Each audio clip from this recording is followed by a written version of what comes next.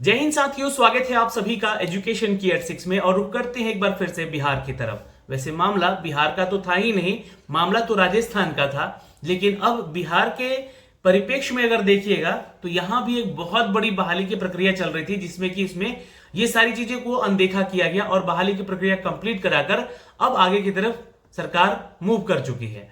लेकिन क्या इस फैसले पर सुप्रीम कोर्ट के जो फैसला आया है राजस्थान की वैकेंसीज को लेकर, राजस्थान में अनुवादकों की वैकेंसी निकाली गई थी जिसकी नियुक्ति की प्रक्रिया को लेकर छात्र हाईकोर्ट गए, हाईकोर्ट से सुप्रीम कोर्ट गए और सुप्रीम कोर्ट ने यह फाइनली एक फैसला दे दिया कि कोई भी सरकारी भर्ती की प्रक्रिया के बीच में नियम बदल के जो है बहाली नहीं करवा सकते आप। तो ये फैसला कल आया है, ठीक है। अब इस चीज को लेकर देखिए, बिहार में अभी तक कोई भी टीचर या फिर कोई भी छात्र ऐसे नहीं है जो इस चीज को लेकर जो है सुप्रीम कोर्ट जाए या फिर हाई कोर्ट जाए, इस पे केस करें। पहली चीज, इस पे कोई अभी तक नहीं है। लेकिन मामले बहुत सारे कोर्ट में चल रहे हैं। जैसे टीआरई 1 की परीक्षा की अगर हम बात कर लेते हैं और टीआरई 2 की परीक्षा की बात कर लेते हैं, तो यहां पर बड़ी वैकेंसी का अपडेट दिया गया है। 1,79,000 और 1,20,000 की वैकेंसी टीआरई 1 और टीआरई 2 में निकाले गए हैं।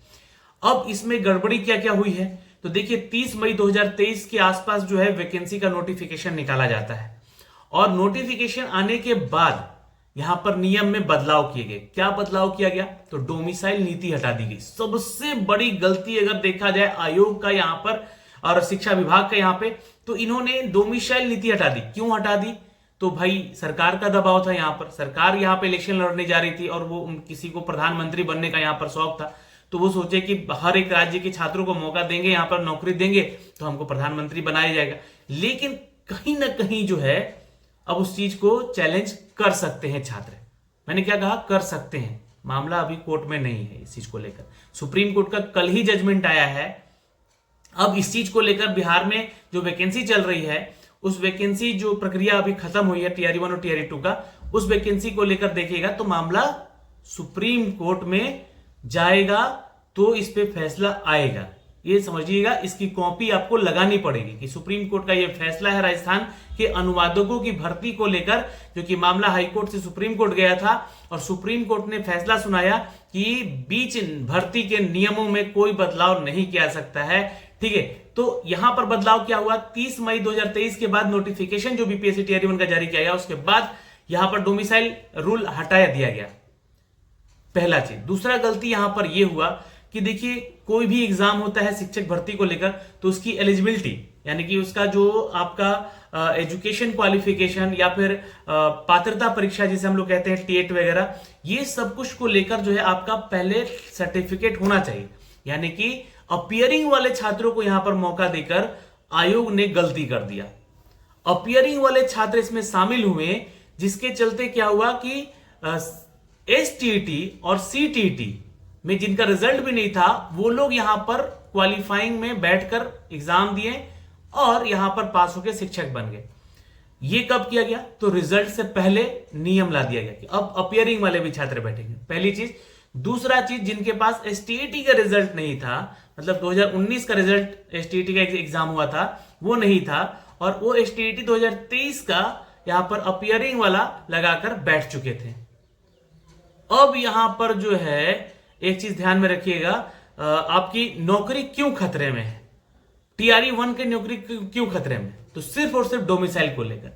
क्योंकि जो फैसला कल आया है, उस फैसले में जो एक फैसला दिया गया है उसमें ये पढ़िए आप लोग, यहां पर उसमें कहा गया है कि भर्ती की प्रक्रिया शुरू होने के बाद शर्तें, पात्रता मानदंड बदलाव तभी संभव है जब मौजूदा नियम इसकी अनुमति देता है। तो उस समय की जो परिस्थिति थी, इस पे सरकार कह सकती है कि हमें देना पड़ा, चूंकि एसटीईटी 2019 जो लड़के पास किए थे, जो छात्र पास किए थे, उनकी उतनी संख्या नहीं थी कि वो 1,79,000 की जो वैकेंसी थी उसमें शामिल होकर फिर सीटें खाली रह जाती, ठीक। तो सरकार को जल्दबाजी थी यहां पे, इलेक्शन से पहले वैकेंसी पूरी करनी थी, तो इनका उस समय का एक प्रेशर था, तो उन्होंने ये बहाली की प्रक्रिया करा ली। पहली चीज तो इस चीज को लेकर तो यहां पर वो बच जाएंगे।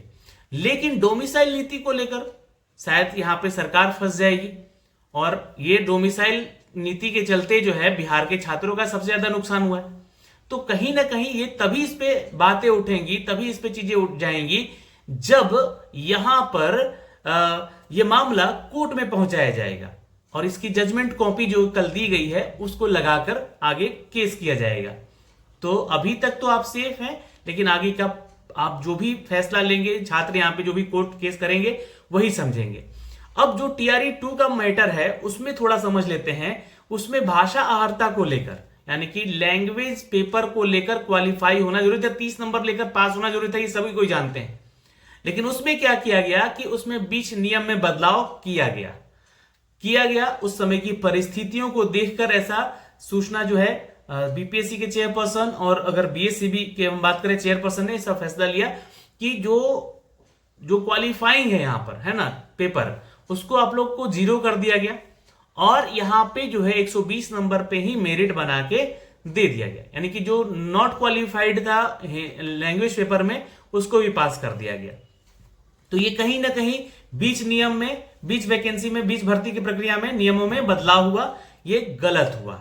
ठीक है, दूसरा यहां पर जो फैसला दिया गया ये पढ़िएगा आप लोग यहां पे, यह मौजूदा नियमों के विज्ञापन के तहत मानदंडों के बदलाव की अनुमति है और उसे आर्टिकल 14 के तहत समानता के अधिकार की आवश्यकता को पूरा करना होगा। तो यहां पे तो आर्टिकल 14 का हनन हो रहा है कि किसी को यहां पर जब क्वालिफाइंग आप रखे हुए हैं कि आप 30 नंबर लेके आइएगा, मतलब 30 में 9 नंबर लेके आइएगा तभी पास होइएगा। तो बहुत लोग तो लेकर आए थे, लेकिन बहुत लोग वहां पर लेकर भी नहीं गए, मतलब कुछ लोग फेल हो गए थे। तो वैसे शिक्षकों की संख्या करीब 8 से 9 हजार है। तो उनके ऊपर थोड़ा सा यह सवाल बनता है। तो यहां पर जो है सरकार और आयोग जो है इसके ऊपर फैसला ले सकता है कि क्या किया जाए, सरकार क्या करेगी इस बहाली की प्रक्रिया को लेकर, है ना। तो बीपीएससी एक बड़ा, अगर देखा जाए तो संस्था है, कहीं ना कोई ना कोई रास्ता तो जरूर निकलेगा कि ये नौकरी बचाई जाए।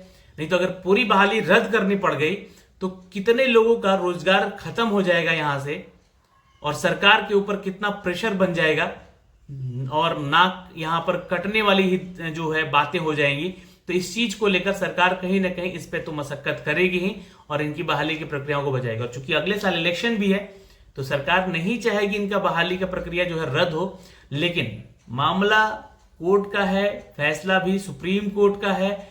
इस पे जो है अगर अपडेट देखा जाए तो कहीं ना कहीं टीआरई 1 और टीआरई 2 के ऊपर जो है खतरे की घंटी आ रही है। ऐसे ही एक और बहाली की प्रक्रिया है दोस्तों, जिसमें कंप्यूटर टीचर की बहाली निकाली गई बीपीएससी के तहत ही, उसके नियमों में भी बदलाव कर दिए गए। वहां भी करीब करीब जो है 7 से 8 हजार ऐसे शिक्षक हैं जो कि प्रभावित हैं। तो मैं उसके ऊपर एक अलग से वीडियो बनाऊंगा ही कि क्या आखिर कंप्यूटर शिक्षकों की बहाली की प्रक्रिया को लेकर यहां पर सरकार कुछ बोलेगी या उनकी नौकरी खतरे में है, उनकी एलिजिबिलिटी को लेकर खतरे में है। मैं अगला एक वीडियो जरूर लेकर आऊंगा, उसके ऊपर आप लोग थोड़ा इंतजार कीजिए। जय हिंद, फिर मिलेंगे। आप अपनी राय कमेंट सेक्शन में कमेंट कीजिए कि क्या सरकार इसको बचा पाएगी या फिर ये मामला कोर्ट में है तो ये जीत पाएगी। ये सारी चीजों के ऊपर जो है आप जरूर इस पे अपने अपडेट दें, अपने कमेंट दें। जय हिंद।